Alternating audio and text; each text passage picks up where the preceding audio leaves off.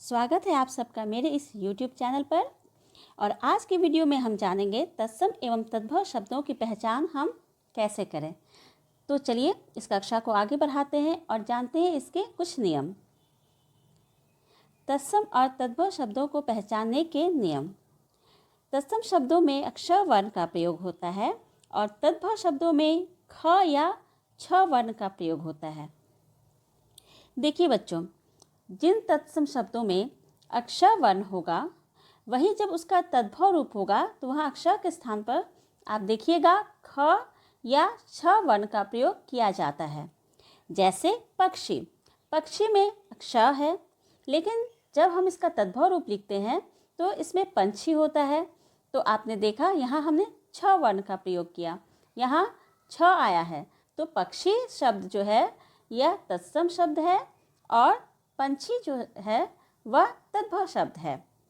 अगला है नक्षत्र। नक्षत्र जो है यह शब्द तत्सम है, यहाँ अक्षर का प्रयोग हुआ है और यही इसका तद्भव रूप है नखत। यहाँ हमने अक्षर के स्थान पर ख वर्ण का प्रयोग किया।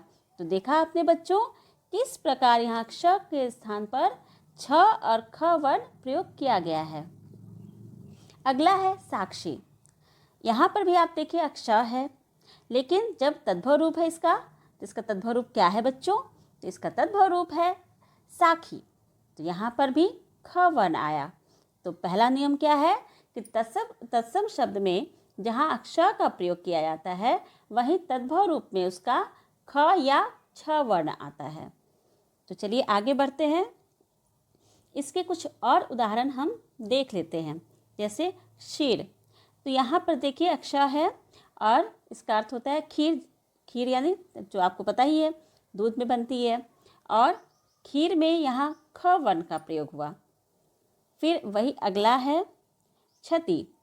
यहाँ पे अक्षर का प्रयोग है, तत्सम शब्द में अक्षर है वही तद्भव रूप में छ है, क्षति। फिर अगला है क्षेत्र। यहाँ तत्सम शब्द है, क्षेत्र शब्द जो है तत्सम है और यहाँ अक्षर है और इसका तद्भव रूप है खेत। तो यहाँ ख है। फिर अगला उदाहरण है क्षत्रिय। यहाँ भी अक्षर लिखा हुआ है। फिर इसका तद्भव रूप जो है वह क्या है? खत्री। तो इस प्रकार आपने देखा जिन तत्सम शब्दों में अक्षर होता है वही उसका तद्भव रूप जो होता है उसमें ख या छ होता है। अब आगे आते हैं। तत्सम शब्दों में श्र का प्रयोग होता है और तद्भव शब्दों में स का प्रयोग होता है।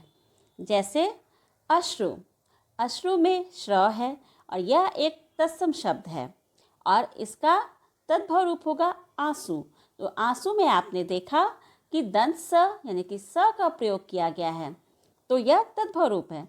तो इस प्रकार आपने देखा कि तत्सम शब्द में श्र आया है वहीं तद्भव रूप जो है उसका वहाँ पर हमने देखा कि स है।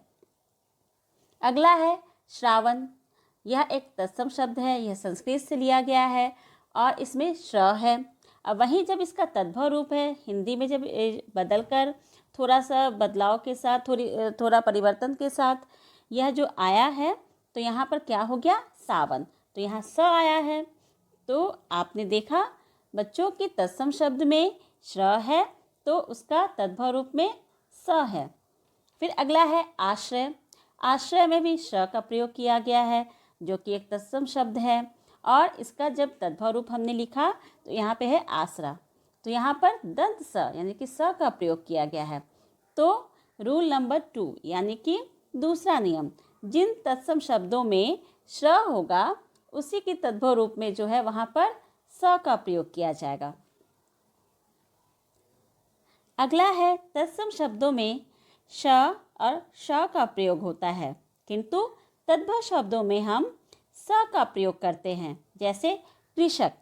कृषक में यहाँ हमने श का प्रयोग किया लेकिन जब इसका तद्भव रूप हमने लिखा इसमें दंत स आया है किसान। फिर अगला है शाक। यह एक तत्सम शब्द है अर्थात यह संस्कृत से लिया गया है और जब इसका तद्भव रूप होगा वह क्या है? साग। तो यहाँ आपने देखा कि श का प्रयोग हमने किया है तत्सम शब्द के लिए और स का प्रयोग किया है तद्भव शब्द के लिए। तो इस प्रकार जो है तद्भव शब्द में स का प्रयोग किया गया।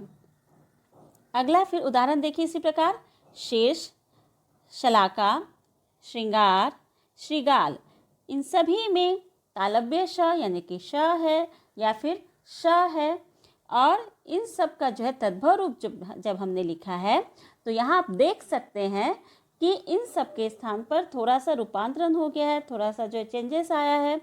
तो क्या हो गया, वहाँ पर दंत स हो गया है। और इस प्रकार जो है शीर्ष का शीश होता है तद्भव शब्द, शलाका का सलाई होता है, श्रृंगार में सिंगार होता है, और श्रीगाल यानी कि सियार होता है। तो इस प्रकार आपने देखा बच्चों कि जिन तत्सम शब्दों में श या श होगा उसके स्थान पर हम तद्भव शब्दों में स का प्रयोग करते हैं। अगला है तत्सम शब्दों में व का प्रयोग होता है। तो जिन तत्सम शब्दों में व होगा तो आप याद रखिएगा कि उनके जो तद्भव रूप होंगे वहाँ ब आएगा। देखिए कैसे, जैसे वंश जिसका अर्थ होता है बांस, तद्भव रूप इसका है बांस, तो आपने देखा ब आया। अगला उदाहरण है वट। वट का अर्थ क्या होता है कि बरगद का वृक्ष, तो यहाँ बरगद आया, तो बरगद शब्द जो है यह तद्भव रूप है, तो यहाँ व के स्थान पर देखा आपने कि ब है। फिर अगला है वर्ष। वर्ष यह एक तत्सम शब्द है और इसका जब हम तद्भव रूप हिंदी में जो आता है अगर हम उसे लिखते हैं तो वह हो जाता है बरस। फिर इसी प्रकार है वानर। वानर में व है, यह एक तत्सम शब्द है और इसका जो तद्भव रूप है बंदर। तो यहाँ आपने देखा कि यह व जो है इसके स्थान पर तद्भव रूप में ब का प्रयोग किया गया है। आज के वीडियो में इतना ही काफ़ी है और मुझे इजाज़त दीजिए, फिर मैं एक नए वीडियो के साथ बहुत जल्द आपके सामने उपस्थित होंगी। धन्यवाद।